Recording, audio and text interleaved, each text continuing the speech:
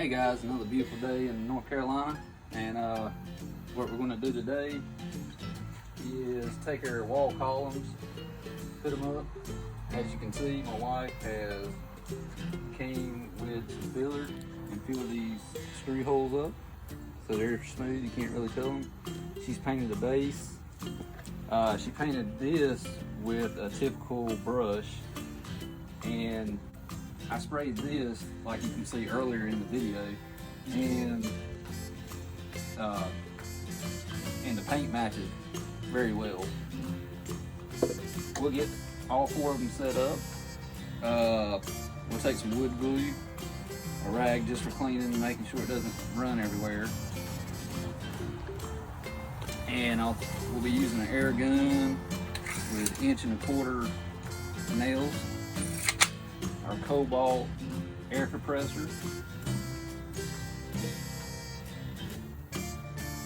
and it should turn out really smooth. So stay tuned and we'll get it put together.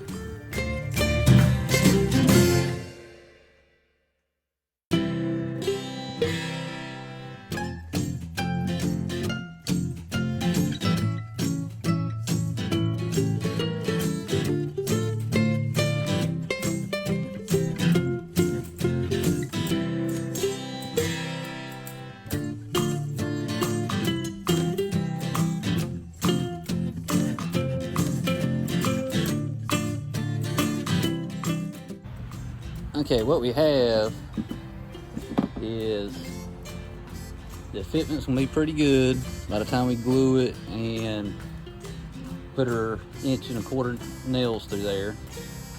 And what we'll do is leave this fourth piece off and take these little L brackets and put in like this on all the three here, and then we'll take our fourth board and put up there, and everything should look smooth and clean. Now we'll take our glue and glue our two edges that touch, and then I'll take my air gun, I'll start center and then go a foot above, a foot below, and a foot higher and a foot lower until I get the whole length of the column nails. But you want to start in the middle. If you start on the bottom and work your way up, when you get to the top you may have a gap there. But if you start in the center and your top and bottom are straight, then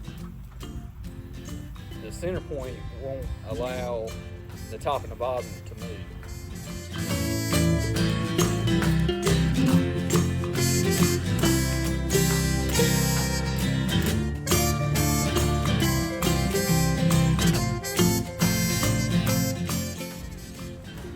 And the compressor is set on 50 or 60 psi. Oh. What we'll do is start in the middle, we'll pinch it together and drive our nail through it.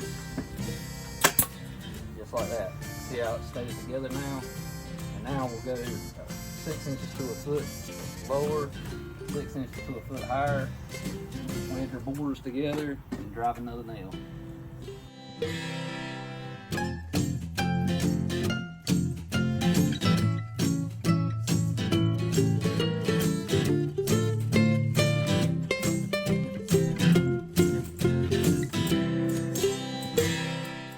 As you can see, that's a nice clean joint right there. And my wife,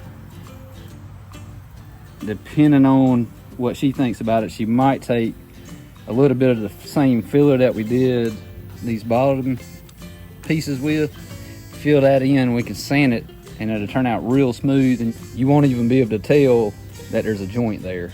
All right, what we're doing is just taking a little bit of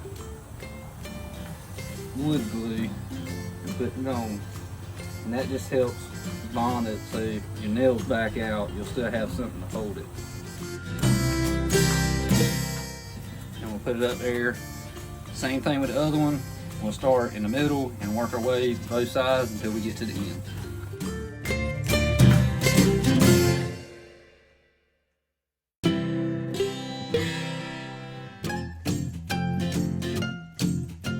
Now we have that edge done. It looks really well. And now we'll take our L brackets and put in here. On these 3 sides. And we'll screw them down and then screw them to our edge. And then we'll put our 4th column wall on. One thing to be mindful of is if you want to use L brackets while building your columns, make sure if you put your screw in that your screw is not going to be longer than your board and your L bracket. So if I use this screw here, it would poke out the other side, and you don't want that for all the hard work that you put in. So we'll have to use smaller screws, so when it goes in the L bracket, it'll still be in the wood. It won't be poking out.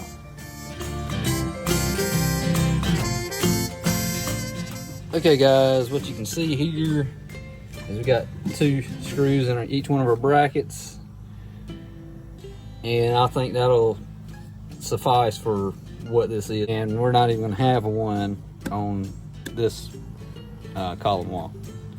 So we'll get glue put on both edges of this column wall and take our air gun and get it set like we want to.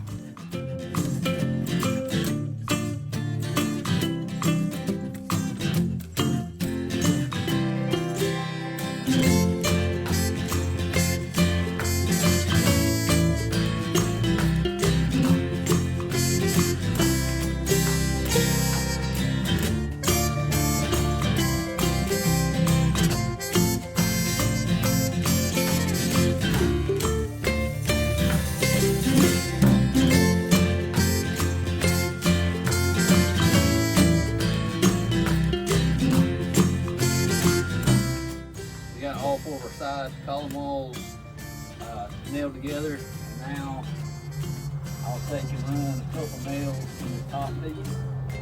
Now that we shouldn't have to adjust it, they turned out really well.